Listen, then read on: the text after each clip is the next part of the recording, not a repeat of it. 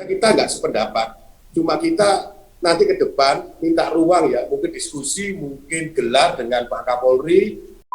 Di sana udah banyak kepulan asap yang akhirnya membuat banyak yang tumbang gitu Pak. Ada banyak masukan yang saya terima dan itu saya tindak lanjuti.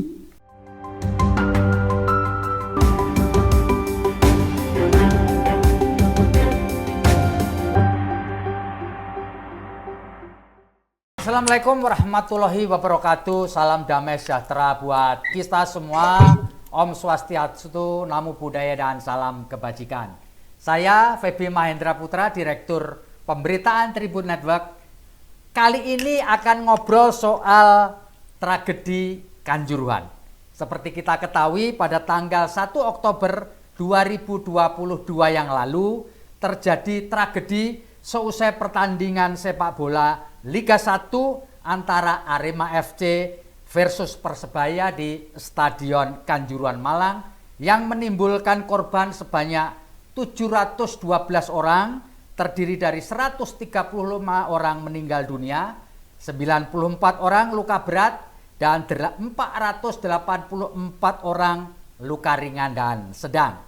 Dalam rangka mencari, menemukan, dan mengungkap fakta terkait dengan terjadinya peristiwa di Stadion Kanjuruhan, pemerintah telah membentuk tim gabungan independen pencari fakta peristiwa Stadion Kanjuruhan Malang atau disingkat dengan TGIPF berdasarkan keputusan Presiden Republik Indonesia nomor 19 tahun 2022. Sejauh ini terdapat 6 orang yang telah ditetapkan sebagai tersangka, yaitu Direktur Utama PT Liga Indonesia atau PT LIP Ahmad Hadian Lukita. Selanjutnya adalah Ketua Panpel Arema FC Abdul Haris, Security Officer Suko Sutrisno, Kabak Op Polres Malang Kompol Wahyu Setio Pranoto, dan Ki-3 Brimob Polda Jatim AKP Hasdarman, dan Kasat Samapta Polres Malang AKP Bambang Sidik Ahmadi. Penyidik berencana melakukan ekshumasi 2 korban tragedi Kanjuruhan yang dimakamkan di Desa Sukolilo, Kecamatan Wajak, Kabupaten Malang pada hari Sabtu tanggal 5 November 2022. Sebagaimana kita ketahui, ekshumasi merupakan penggalian kuburan korban untuk keperluan otopsi karena para korban sebelumnya tidak pernah menjalani otopsi. Untuk itu telah hadir bersama dengan kita semua Ketua Tim Advokasi Tragedi Kanjuruhan, Mas Imam Hidayat. Assalamualaikum Mas. Waalaikumsalam. Iya, terima kasih. Lalu kemudian telah hadir bersama kita juga Pak Kapolres Semarang, Pak Ajun Komisaris Besar Polisi Putu Kholis Aryana yang akrab dipanggil Pak Kholis. Assalamualaikum Pak. Iya, dan selanjutnya ada reporter dari Surya dan Tribun Jatim yang meliput acara pertandingan itu, yaitu Mas Rizal Fanani. Assalamualaikum Rizal. Waalaikumsalam Pak. Baik, saya mulai dulu dari Mas Imam ini. Mas, bisa diceritakan nggak awalnya bagaimana keluarga korban Natasha Ramadhani 16 tahun dan Naila Anggraini, keduanya adalah putri dari Pak Devi atau Zulfitri, mengajukan ekshumasi Mas? Silakan Mas Imam. Ya, terima kasih Mas Feby. Salam juga kepada Pak Kholis dan Mas Rizal. Saya sampaikan di sini bahwa ekshumasi awal diajukan oleh Mas Devi Ato terhadap kedua putrinya itu tanggal 10 Oktober 2022. Tetapi kemudian ada intimidasi ya secara psikis dengan kehadiran oknum dari Polres Kebumen yang mendatangi keluarga Mas Devi beberapa kali, dan jumlahnya juga ada beberapa orang. Kemudian juga dibangun narasi yang kemudian membuat keluarga Mas Devi itu merasa terintimidasi dan tidak nyaman. Mungkin salah satunya yaitu pertanyaannya adalah dari petugas tersebut menanyakan apakah tidak sayang keluarganya diotopsi. Kemudian yang kedua, apakah sudah berunding dengan keluarga dari Wajah. Sebagaimana kita ketahui, Mas Devi ini kan divorce ya, cerai dengan mantan istrinya yang juga menjadi korban di tragedi Kanjuruhan. Sang istri kemudian menikah lagi. Atas peristiwa-peristiwa itu kemudian Mas Devi pada tanggal 17 Oktober menyatakan untuk membatalkan kesediaannya dilakukan ekshumasi terhadap kedua putrinya. Kemudian dari peristiwa yang sudah terjadi, saya sebagai kuasa hukum dari pemerintah, saya melakukan pendekatan secara intensif ya, kemudian dengan dibantu oleh teman-teman LPSK berusaha memberikan pemahaman kepada Mas Devi bahwa ekshumasi itu sangat dipentingkan untuk proses pidana tragedi Kanjuruhan. Kemudian juga kita mengajukan perlindungan melekat kepada LPSK dan alhamdulillah juga dikabulkan. Akhirnya Mas Devi pada tanggal 22 Oktober kembali menyatakan bersedia dan siap untuk kedua anaknya dilakukan ekshumasi. Itu Mas. Baik, Mas Imam, bisa diceritakan nggak? Ini kan sudah lama ya. Jadi peristiwa 1 Oktober mengajukan 10 Oktober, lalu nanti baru besok ini tanggal 5 dilakukan ekshumasi. Menurut pengetahuan Mas Imam, apakah ini juga nanti akan mempengaruhi hasil otopsi Mas? Karena waktunya sudah lama Mas. Ya Mas Febri, memang info yang saya dengar dari beberapa dokter forensik bahwa mayat tubuh itu efektif ya untuk dilakukan ekshumasi itu paling bagus itu sebelum 14 hari ya. Artinya zat-zat yang terkandung dalam tubuh zat kimia itu masih bisa kemudian dilakukan penelitian apa penyebab dari kematian. Tapi oleh karena ada situasi-situasi yang kemudian mengakibatkan itu batal, kemudian diajukan lagi dan sekarang sudah 35 hari ya dari posisi mayat itu dikuburkan. Memang sih kita berharap bahwa itu masih bisa memberikan ya penjelasan secara ilmiah. Kemudian dari dokter forensik pun yang hadir kita juga berharap karena mereka juga terikat sumpah jabatan supaya objektif. Dan ini kita berharap benar-benar untuk keadilan akibat tragedi Kanjuruhan. Ya, oke, saya bergeser sekarang ke Pak Kapolres Malang, Pak Kholis. Pak Kholis, bisa dijelaskan, Pak Kholis tadi menginformasikan kepada kita bahwa Pak Kholis sekarang berada di sekitar lokasi pemakaman 2 korban yang akan diekshumasi. Pak, bisa dijelaskan Pak situasi terkini Pak, apakah dalam situasi yang kondusif untuk besok dilakukan ekshumasi Pak? Silakan Pak Kapolres. Terima kasih. Sebelumnya saya perlu jelaskan bahwa kami dari Polres Malang itu periode tanggal 17 Oktober sampai 20 Oktober 2022 itu juga saya sudah mendatangi lokasi makam di Wajah dan sudah kami sudah mempersiapkan tenda, dan tanggal 20 itu juga saya ngecek bersama Muspika di Wajah untuk menunjukkan bahwa kami dari Polres Malang siap, karena memang karena waktu itu saya baru, jadi ada kesimpang siuran informasi yang saya terima apakah jadi atau tidak. Namun pada saat itu saya mengambil langkah tetap kami persiapkan di lokasi makam apabila nanti sewaktu-waktu ekshumasi ataupun autopsi ini jadi dilaksanakan. Nah, seiring perkembangan waktu dari TGIPF, dari Komnas HAM, dari pihak pendamping, pengacara dan keluarga akhirnya memastikan bahwa menyetujui pengajuan ekshumasi dan autopsi untuk tanggal 5 November 2022. Saya tadi mengecek lokasi makam dan melihat sendiri kondisi kesiapan yang sedang dilakukan dalam rangka memperlancar atau menjamin kelancaran kegiatan ekshumasi besok.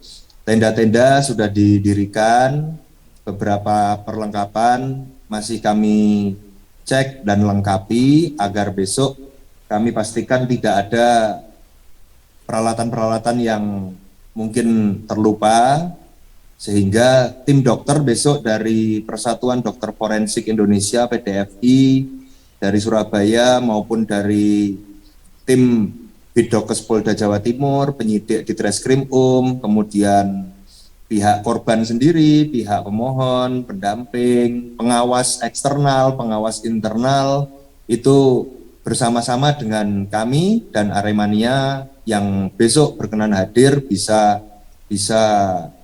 mengikuti kegiatan, dan kegiatannya harapannya bisa berjalan lancar. Untuk kondisi tadi sore pada saat kami cek itu selesai hujan, kondisi di makam relatif normal, memang ada bekas-bekas hujan, namun kami sudah persiapkan agar tim bisa menjalankan tugasnya besok dengan lancar. Ya, Pak Kapolres, kan tentu ini ekshumasi ini akan menarik perhatian masyarakat ya, terutama Aremania, keluarga korban yang lain, kepingin nonton ini Pak. Bagaimana pengaturannya Pak, supaya antusiasme masyarakat yang mungkin datang ke lokasi itu melebihi ekspektasi dari petugas keamanan Pak? Ya, memang kemarin sempat ada simpang siur berita, mohon maaf saya luruskan bahwa memang masyarakat dipersilahkan untuk menyaksikan, dan nanti kami mohon seluruh pihak justru dengan adanya perhatian publik ini kami berkesempatan menyampaikan agar mari sama-sama kita baik dari unsur pengamanan, perangkat lingkungan, dari kecamatan, dari warga wajak, dari Aremania, dari tim pendamping, bersama-sama kita mendukung kelancaran kegiatan besok agar bisa berjalan sesuai harapan, seperti itu. Jadi tidak ada pembatasan orang yang mau melihat ekshumasi ya Pak Kapolres? Secara prinsip tidak ada, justru ini sebagai upaya transparansi dan keterbukaan. Justru nanti kami juga berharap dari masyarakat juga ikut membantu dan melancarkan kegiatan ini, gitu. Oke, Mas Imam, kembali ke Mas Imam. Mas, yang ingin dicapai oleh tim advokasi dan keluarga korban terkait dengan ekshumasi dan otopsi ini apa Mas? Bisa dijelaskan Mas? Ya, terima kasih Mas. Pada prinsipnya kita semua warga negara, masyarakat Kota Malang dengan adanya ekshumasi atau otopsi ini kita ingin mencari titik terang penyebab kematian dari tragedi Kanjuruhan. Memang beberapa tim pencari fakta itu sudah menyatakan bahwa penyebab kematian adalah karena gas air mata yang sudah kedaluarsa. Tetapi ini perlu diperdalam dan diperjelas serta dibuktikan, artinya dengan keterangan ahli forensik yang didapat nanti dari ekshumasi itu memperdalam, memperjelas daripada penyebab matinya 135 orang. Itu yang ingin kita capai.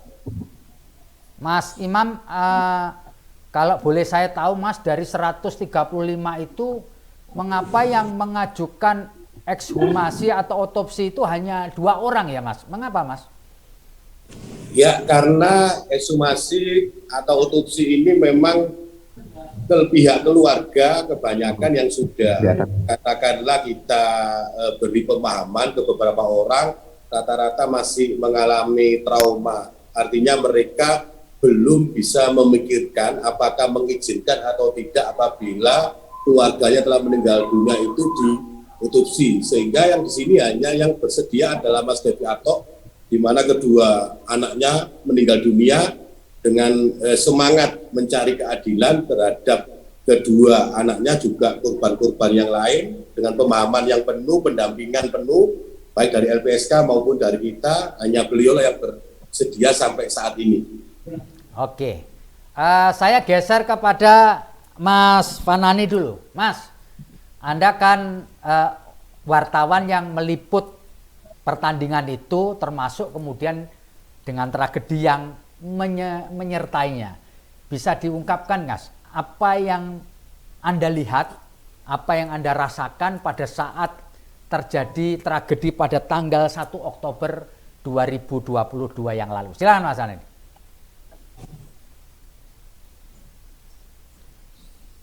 Mas Fanani anunya masih di mute, suaranya nggak dikeluar. Nah, dibuka dulu. Ya, silakan Mas.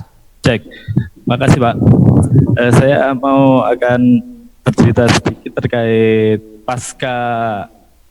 usai pertandingan. Pada waktu itu saya di bawah. Setelah peluit dibunyikan itu kondisinya masih normal-normal saja. Waktu para pemain di tengah biasanya kan melakukan ritual di tengah lapangan usai laga. Setelah itu ada dua Aremania mungkin yang akhirnya masuk. Awalnya tenang, sempat ada memeluk Sergio sama memeluk Maringa. Namun di tribun ada beberapa Aremania akhirnya banyak yang masuk. Dari situ akhirnya banyak yang masuk. Dari situ kami sebagai jurnalis akhirnya mundur untuk tidak terlalu ke tengah lapangan. Nah, yang saya tahu pada waktu itu ketika rame di Tribun Selatan itu sudah ada asap yang saya lihat, dan yang benar-benar saya ingat itu ada tembakan di Tribun 7.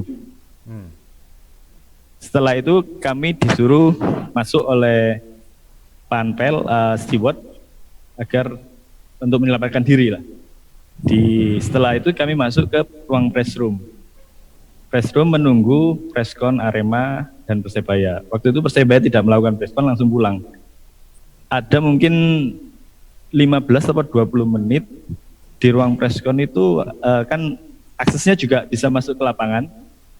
Di situ ada beberapa, saya lihat ada Aremania, rata-rata wanita ya. Cewek itu dibopong teman-temannya. Awalnya saya menduga mungkin karena berdesakan atau apa.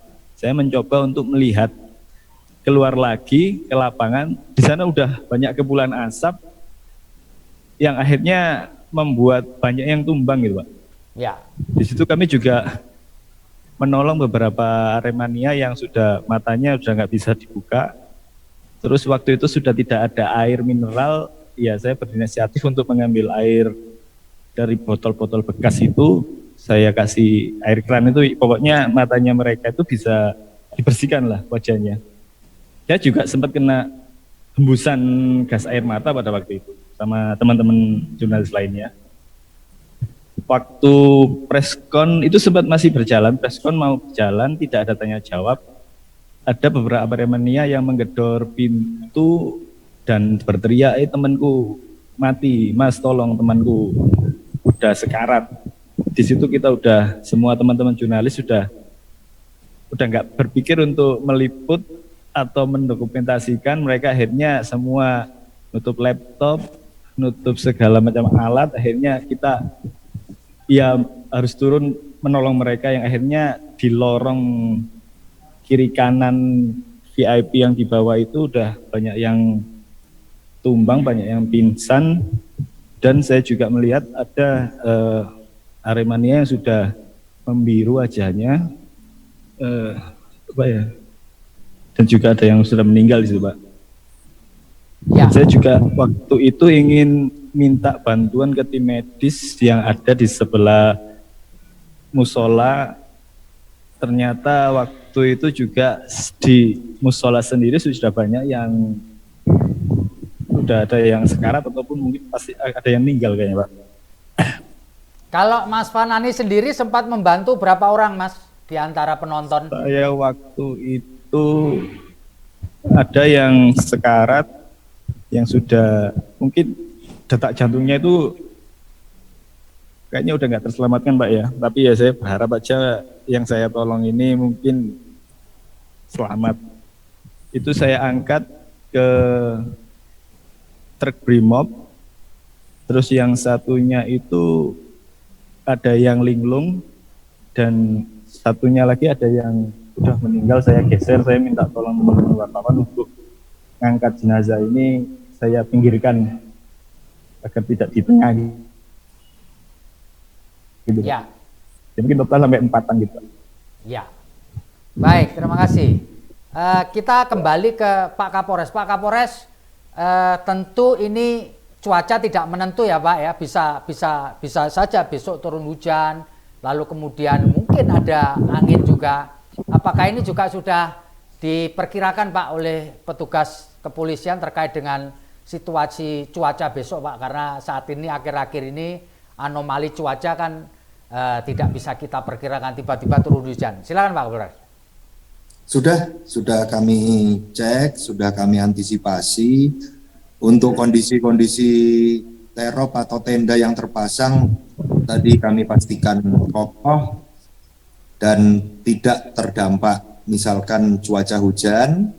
Sekaligus tadi kami siapkan beberapa alternatif tempat apabila memang hujan besok turun atau cukup lebat, ada puskesmas, ada rumah sakit Wajah Husada yang terdekat dari lokasi. Ya. Namun kesiapan di lokasi kami pastikan insya Allah tidak terdampak oleh hujan. Kami sudah siapkan tenda yang cukup kokoh, insya Allah bisa menjadi tempat untuk dilaksanakannya ekshumasi di lokasi pemakaman besok. Ya, Mas Imam, bisa dijelaskan Mas, tim gabungan independen pencari fakta sudah selesai melakukan kegiatan dan sudah memberikan laporan. Saya kepingin dapat komentar dari Mas Imam ini mengenai hasil kerja dari tim gabungan independen pencari fakta, Mas. Silakan Mas Imam. Ya, terima kasih Mas. Pada prinsipnya sih kita sepakat ya terhadap temuan-temuan dari tim independen pencari fakta. Ada beberapa temuan itu, yang terakhir kemudian juga dari Komnas HAM kalau nggak salah ya, ada 7 temuan itu, tetapi kemudian Komnas HAM tidak memasukkan tragedi Kanjuruhan sebagai tragedi pelanggaran HAM berat ya.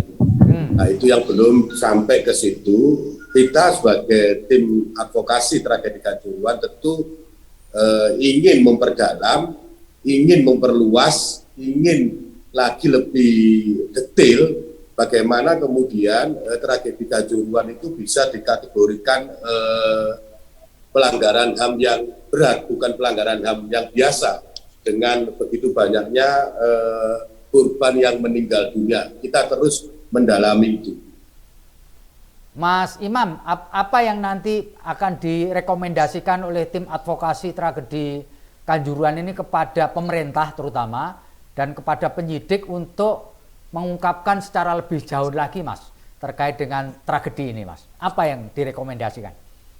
Ya, terima kasih. Kita berharap kemudian pertama kepada pihak Polri ya, Polri ini kan Polri yang presisi sekarang ini ya, artinya tegak lurus untuk menegakkan keadilan, mengayomi, melayani, melindungi masyarakat. Saya berharap penyidik Polda Jatim ya, di sini ada Pak Putu Polis Ariana tentu, Bapak Kapolres kita di Polres Panjen.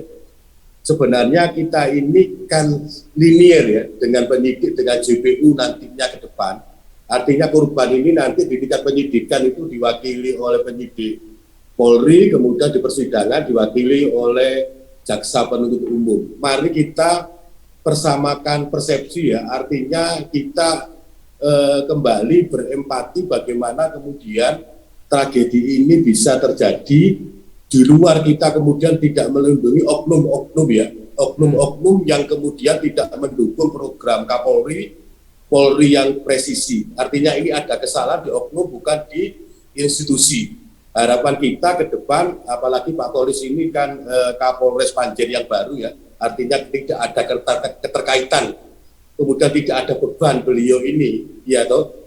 Itulah kemudian kita minta supaya penyidikan ini berjalan lurus, tegak lurus dan adil sesuai yang sekarang ini kita tahu bahwa terhadap para tersangka 6 ini kan diterapkan pasal 359 ya. Ya. Karena kelalaiannya menyebabkan orang mati dan 360. Sebenarnya kita nggak sependapat. Cuma kita nanti ke depan minta ruang ya, mungkin diskusi, mungkin gelar dengan Pak Kapolri, dengan pihak Polda Jatim, juga dengan Kapolres Panjen, kemudian dengan JPU, bagaimana kemudian pasal yang diterapkan itu pas. Artinya kan kita demo beberapa kali, juga kita juga menyampaikan, saya sebagai advokasi berkirim surat ke Presiden, ke Kapolri, Menko Polhukam, juga ke Kejaksaan Agung, minta supaya penambahan pasal utamanya itu di 338 ya. Artinya ada kesengajaan sadar akan kemungkinan, teorinya begitu, sadar akan kemungkinan apabila ini dilakukan akan menimbulkan kejadian seperti ini. Kita ingin pemahamannya atau pemakaian pasalnya di 338 untuk eksekutornya, Mas. Artinya kan di sini kan belum menyentuh eksekutor ya, oknum, saya bilang oknum ya, oknum dari, kalau nggak salah, dari Brimob Polda Jatim yang menembakkan gas air mata itu, kalau nggak salah dari TGIF itu 45 kali lontaran ya, ke arah tribun. Itu kan sesuatu yang kemudian sangat membuat kita ini miris ya. Apakah itu kemudian kita lari ke 340-nya, apakah itu kemudian sudah direncanakan oleh kalangan elit di atas, artinya Ketua PSSI, kemudian LIP, kemudian juga Presiden Arema SC, juga kemudian broadcasting, itu kan belum menyentuh ke sana, Pak. Artinya ini yang tersangka 6 ini, 359 ini kan saya melihatnya masih menengah ya, yang pelaku 338-nya belum, 340-nya belum tersentuh. Nah, itulah yang kita dorong terus kepada penyidik, juga kepada nanti persidangan jaksa penuntut umum. Saya tekankan sekali lagi bahwa kita ini linier ya. Artinya kita ini diwakili Polri di penyidikan, kemudian di sidang diwakili oleh jaksa penuntut umum. Jangan sampai di antara kita ini terjadi miskomunikasi ya. Makanya kita buka ruang untuk transparansi, mari kita berdiskusi ya, supaya tim kita juga bisa menyampaikan argumentasinya, mungkin dari pihak Polri juga bisa menyampaikan argumentasinya, mengapa memakai pasal 359 bukan 338, dan pihak JPU pun nanti juga bisa menyampaikan argumentasinya. Mari kita berjalan bersama, kita kawal, karena tragedi Kanjuruhan ini luar biasa, artinya nomor 2 di dunia ya, setelah terjadi waktu 40 tahun. Jadi saya harap, mungkin saya mohon Pak Polri supaya kita sama-sama linier, mari kita berjuang bersama. Baik, Pak Kapolres, Pak, tentu Bapak punya tugas untuk mengembalikan kepercayaan masyarakat di Malang dan sekitarnya kepada institusi Polri, terutama Polres Malang. Pak, bisa cerita Pak, apa yang telah dilakukan Pak, dan akan dilakukan untuk mengembalikan kepercayaan masyarakat kepada institusi Polri di wilayah Polres Malang, Pak. Silakan Pak Kapolres. Ya, terima kasih. Tentunya saya banyak mengunjungi, banyak bersilaturahmi, banyak bertemu dengan Aremania, dengan tokoh-tokoh di Malang, dengan keluarga korban, dengan stakeholder, dan yang pasti saya sampaikan bahwa saya mewakili Polres Malang mengucapkan permintaan maaf terhadap adanya kekhilafan, kekeliruan yang masih terjadi selama ini dalam kami memberikan pelayanan, perlindungan, pengayoman kepada warga Malang, khususnya Aremania. Di satu sisi, sebagai bentuk kepedulian, kami juga melakukan banyak hal, termasuk tim trauma healing saat ini juga masih terus bergerak untuk melihat perkembangan korban-korban yang mengalami luka berat maupun luka sedang, termasuk luka ringan.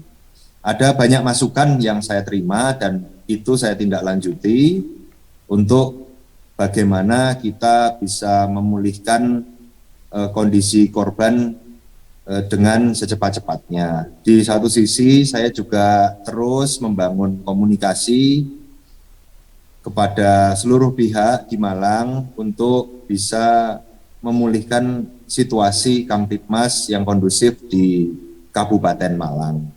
Satu sisi saya juga harus jujur bahwa yang bisa membantu kami dari Polres Malang untuk bisa memulihkan situasi secepat-cepatnya adalah media, kemudian Aremania, kemudian masyarakat, dan seluruh komponen yang ada di Kabupaten Malang. Kami mohon dukungan, mohon doa restu, semoga kondisi di Malang lekas pulih. Satu sisi kami juga menampung aspirasi rekan-rekan, termasuk dari tim penasihat hukum yang jadi perwakilan dari para korban. Beberapa hal kemarin kami mendampingi Buka Jari pada saat menerima aksi damai teman-teman Aremania, masukan-masukan dari perwakilan Aremania dan tim penasihat hukum yang sudah disampaikan sudah kami catat, dan kami terus berkomunikasi dengan tim penyidik Polda untuk supaya tersampaikan apa yang jadi aspirasinya, dan penyidik Polda juga menitipkan pesan kepada kami untuk disampaikan kepada dulur-dulur Aremania bahwa hingga saat ini tim penyidik Polda masih terus bekerja untuk penuntasan penanganan peristiwa tragedi Kanjuruhan. Demikian. Baik, Mas Imam, bisa cerita dong sepanjang Anda mendampingi para korban sebagai ketua tim advokasi tragedi Kanjuruhan. Kesulitan apa ya, Mas Imam, yang paling Anda rasakan selama ini? Ya, ada beberapa ya klien yang kita tangani, memang rata-rata klien yang datang ke posko Tata itu masih mengalami rasa traumatis ya. Artinya mereka masih ada rasa takut untuk menceritakan fakta kejadian yang sebenarnya. Akhirnya itu akan menyulitkan kita nanti di dalam pendampingan. Ya. Mau perwakilan di Perdata itu yang sering kita alami selama ini ya. Ya. Terus kesulitan lain apa, Mas? Selain dari trauma dari para klien untuk menceritakan, adakah kesulitan lain yang dialami oleh tim advokasi, Mas? Ya, kalau sementara ini memang kita belum bisa kemudian membuka ruang transparansi baik kepada penyidik maupun kepada JPU, yaitu kita belum pernah ketemu satu meja. Itu mungkin yang kesulitan dan keinginan yang kita harapkan ya. Bagaimana kemudian kita menyamakan satu persepsi ya. Ya. Jadi yang diinginkan dari tim advokasi adalah bisa duduk satu meja dengan penyidik dan jaksa penuntut umum ya, Mas Imam? Ya, untuk merumuskan mengenai apa dan bagaimana kemudian penanganannya dari tragedi Kanjuruhan ini. Supaya tidak kemudian timbul percikan-percikan ketidakpuasan terhadap Aremania, itu kan sangat riskan nanti ya. Ya. Baik. Sekarang saya ke Fanani lagi. Fanani, bisa cerita lanjutannya. Ketika Anda menolong para korban, Anda berada di lokasi kejadian tuh sampai pukul berapa? Waktu itu saya di lokasi itu menunggu semua clear, Pak. Maksudnya semua sudah terevakuasi, itu sekitar pukul 1:30. Memastikan di sana sudah clear semua. Dan yang informasi yang saya dapat itu ada 35 orang yang meninggal, penonton yang meninggal itu di stadion. Ya. Dan ratusan itu dibawa ke rumah sakit. Dan waktu itu dapat kabar Kapolda mau ke Polres Malang jam 1:30 lah. Ya. Teman-teman wartawan meninggalkan Kanjuruhan. Oke. Banyak cerita menarik, diantaranya adalah cerita mengenai pintu nomor 13. Apa Anda punya cerita mengenai pintu nomor 13 itu? Kalau dari sisi saya sendiri, Pak, dulu juga saya sering nonton Arema, dan pintu 13 itu menjadi pintu favorit saya ketika melihat Arema di tahun 2003 hingga 2010. Itu menjadi, ya setiap kali saya menonton di sana, sebelum menjadi jurnalis, ya pintu 13 itu menjadi, setiap kali saya menonton Arema ya di Tribun Selatan itu, tapi tempat duduknya kami di Tribun 12. Ya. Tapi pas waktu kejadian itu, saya tidak sempat ke sana 2 hari, Setelah itu 3 harinya saya sempat ke sana melihat kondisi, ya banyak tabur bunga, banyak Aremania yang mengirimkan doa di sana hingga malam 7 hari itu, Pak. Ya, Pak Nani, bisa cerita nggak apa yang Anda rasakan? Jadi bisa jadi menangis sendiri atau apa ketika Anda menyaksikan para korban yang begitu banyak di lapangan pada waktu itu. Apa yang Anda rasakan? Atau biasa saja atau merasa ngeri? Atau saya gimana? merasa waktu itu tidak percaya, Pak. Ya, Saat melihat beberapa jenazah di kiri kanan saya hingga musola itu, saya berpikir kayak kosong pikiran saya waktu itu. Apa ini benar nggak ya? Apa ini kayak seperti ini? Selama saya melihat maupun meliput Arema, kayak ya terutama sepak bola ya, tidak pernah kayak melihat kejadian yang seseram ini, mencengkam ini, sangat mencekam waktu di lorong. Dan waktu pulang itu usai dari Kapolda Preskon pukul 5 kalau nggak salah, dan saya pulang waktu itu ya langsung saya mau istirahat pun sampai kepikiran dan ya akhirnya menangis, Pak. ya, Kok bisa, ya banyak yang pertanyaan-pertanyaan yang timbul, kenapa harus kayak gini, kenapa kok ada banyaknya gas air mata, kenapa kok tidak melihat di sana itu banyak anak kecil, banyak perempuan yang sepak bola selama di Malang itu juga aman-aman aja, kok kenapa harus terjadi gitu, Pak. ya. Itu ya yang dirasakan ya. Iya. Oke, Pak Kapolres, tadi Mas Imam sempat menyinggung ada beberapa oknum yang mendatangi keluarga korban untuk meminta agar tidak dilakukan ekshumasi. Apa Pak Kapolres mendengar informasi ini, Pak? Saya mendengar dan sudah mengecek. Kemudian pada waktu yang hampir bersamaan juga tim TGIPF, kalau tidak salah Bapak Armet Wijaya dan Pak Khairul Anam dari Komnas HAM juga memverifikasi informasi itu. Jadi saya berkomunikasi dengan tim TGIPF dan Komnas HAM serta dari Polda, penyidik dari Polda Jawa Timur. Pada saat saya ingin meng-cross check, beliau-beliau menyampaikan untuk lebih netral biar beliau-beliau dulu yang mengecek ke keluarga Pak Deviato waktu itu agar nanti ada informasi yang seimbang mengenai duduk permasalahan.